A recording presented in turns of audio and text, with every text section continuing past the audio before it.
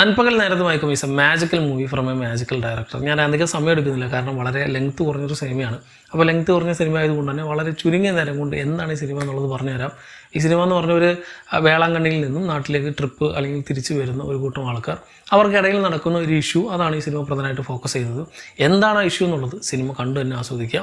Lijo Joseph Pallissery എന്ന ഒരു ഡയറക്ടറിൻ്റെ cinema ആയതുകൊണ്ട് തന്നെ ഒരുപാട് പേർക്ക് സംശയമുണ്ട് ഈ സിനിമ എങ്ങനെയായിരിക്കും. പ്രത്യേകിച്ച് മമ്മൂട്ടി പോലെ ഒരു ആക്ടർ അദ്ദേഹത്തിൻ്റെ സിനിമയിൽ അഭിനയിക്കുന്നു എന്നുള്ളത് കൊണ്ട് ഒരു സാധാരണക്കാരൻ ഈ സിനിമ കാണാൻ ആഗ്രഹമുണ്ടാകും. പക്ഷേ ഇദ്ദേഹത്തിൻ്റെ മുൻ സിനിമകളൊക്കെ കണ്ടിട്ടുള്ള ഒരു പൊതുധാരണ വെച്ച് ഇപ്പോൾ എല്ലാവർക്കും കാണാൻ പറ്റിയ സിനിമയല്ല, അല്ലെങ്കിൽ കുറച്ച് ബുദ്ധിജീവികൾക്ക് പറ്റിയ പടമാണ്, അല്ലെങ്കിൽ കുറച്ച് അഡൾട്ടറേറ്റഡ് കണ്ടൻറ്റുകളൊക്കെ തന്നെ ഇദ്ദേഹത്തിൻ്റെ സിനിമകളിലുണ്ടാവും.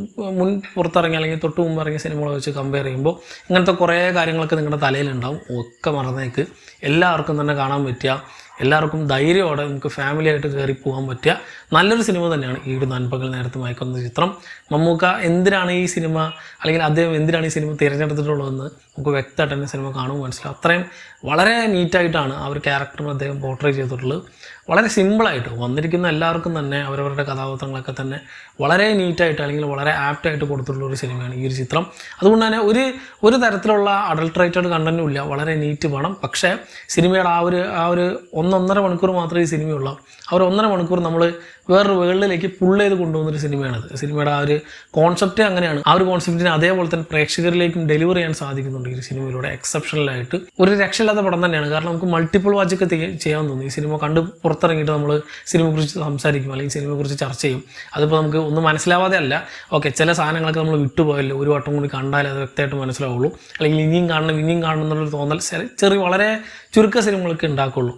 അത്തരത്തിലുള്ള സിനിമ തന്നെയാണ് ഇതെന്ന് പറയാം. കാരണം സിനിമയിൽ ഉപയോഗിച്ചിട്ടുള്ള ഇപ്പോൾ മൈന്യൂട്ടായിട്ടുള്ള ചില കാര്യങ്ങളടക്കം, ആ ഒരു ഫ്രെയിം സെറ്റ് ചെയ്യുന്നത് മുതൽ പുറകിലുള്ള ബാക്ക്ഗ്രൗണ്ട് മ്യൂസിക്, അവരവരുടെ ആംബിയൻസ്, അങ്ങനെ അവരെ പ്ലേസ് ചെയ്തിരിക്കുന്നത്, ഇത് ഇങ്ങനെ നമുക്കിങ്ങനെ എഴുതിയെടുക്കാൻ പറ്റുന്ന ഒക്കെ ഒരു ഫ്രെയിമിനകത്ത് ഇതൊക്കെ ഉണ്ട്, അല്ലെങ്കിൽ ഇന്ന കാര്യങ്ങളായിരുന്നു എന്ന് പറഞ്ഞിട്ട് ഒരു 5-6 വട്ടം കണ്ടിട്ടും നമുക്ക് പുതിയ കാര്യങ്ങളൊക്കെ കിട്ടുന്ന രീതിയിലുള്ള സിനിമയാണ്. അതുകൊണ്ട് തന്നെ ആദ്യ വട്ടം കാണുമ്പോൾ ഞാൻ ഈ പറഞ്ഞത് കേട്ടിട്ട് നിങ്ങൾക്ക് മനസ്സിലാവില്ലെന്ന് വിചാരിക്കേണ്ട.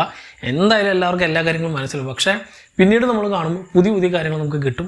അതേപോലത്തെ ഒരു പടം. അതുകൊണ്ട് തന്നെ തീർച്ചയായിട്ടും എല്ലാവരും അറ്റ്ലീസ്റ്റ് ഒരു വട്ടെങ്കിലും കണ്ടിരിക്കേണ്ട വളരെ മികച്ച ഒരു മലയാള ചിത്രങ്ങളിൽ ഒന്ന് തന്നെയാണ് ഈ ഒരു നൻപകൽ നേരത്ത് മയക്കുന്ന ചിത്രം. എനിക്ക് ഭയങ്കരധികം ഇഷ്ടമായി പടം. പടത്തിനെ കുറിച്ചുള്ള കൂടുതൽ കാര്യങ്ങളൊക്കെ അറിയാതെ, അല്ലെങ്കിൽ ഇപ്പോൾ ഇതിൻ്റെ പോസിറ്റീവ് എന്താണ്, അല്ലെങ്കിൽ ഇതിൻ്റെ നെഗറ്റീവ് എന്താണ്, ഫസ്റ്റ് ഹാഫ് എങ്ങനെയായിരുന്നു, സെക്കൻഡ് ഹാഫ് എങ്ങനെയായിരുന്നു, നടി ഉണ്ടായിരുന്നു അല്ലെങ്കിൽ നായകനുണ്ടായിരുന്നു, ആക്ഷൻ ഉണ്ടോ, ഫൈറ്റ് ഉണ്ടോ, ഇങ്ങനത്തെ കാര്യങ്ങളൊന്നും അറിയാതെ ഒരു സിനിമ എന്നുള്ള രീതിയിൽ നല്ലൊരു സിനിമയാണെന്ന് മാത്രം ചിന്തിച്ചുകൊണ്ട് സിനിമ അപ്രോച്ച് ചെയ്യുക.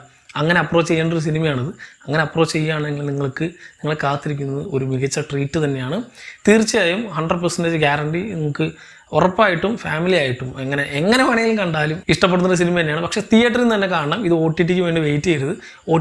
OTT കാണാനുള്ള പ്രശ്നം എന്ന് വെച്ചാൽ ഇതിൽ കുറച്ച് സ്ലോ പേസായ സിനിമ ആയതുകൊണ്ട് തന്നെ ചില സീനുകളൊക്കെ നമുക്ക് സ്കിപ്പ് ചെയ്യാൻ തോന്നും. പക്ഷേ സിനിമ അങ്ങനെ സ്കിപ്പ് ചെയ്യാതെ തിയേറ്ററിലിരുന്ന് നമുക്ക് കാണുമ്പോഴുള്ള ഫീല് അത് എന്തിനാണെന്നുള്ളത് നമുക്ക് അങ്ങനെ കണ്ടാലേ നമുക്ക് മനസ്സിലാവുള്ളൂ. ഇതേ സാധനം തന്നെ ചിലപ്പോൾ OTTയിലേക്ക് വരുമ്പോൾ നമ്മൾ അറിയാതെ തന്നെ പല സീക്വൻസുകളൊക്കെ സ്കിപ്പ് ചെയ്ത് പോകും. അങ്ങനെ സ്കിപ്പ് ചെയ്താൽ പല കാര്യങ്ങളും ഇതിന് മിസ്സാവും. ആ ഒരു ഇമ്പാക്റ്റ് തീർച്ചയായിട്ടും കിട്ടില്ല. വളരെ ചുരുങ്ങിയ സിനിമയാണ്. ഒരു 1.5 മണിക്കൂർ കൊണ്ട് ഇതിൻ്റെ പടം കംപ്ലീറ്റ് ആയിട്ട് തീർന്നിട്ടുണ്ടാവും. പക്ഷേ നമ്മൾ വേറൊരു ലോകത്തായിരിക്കും അത്രയും നേരം.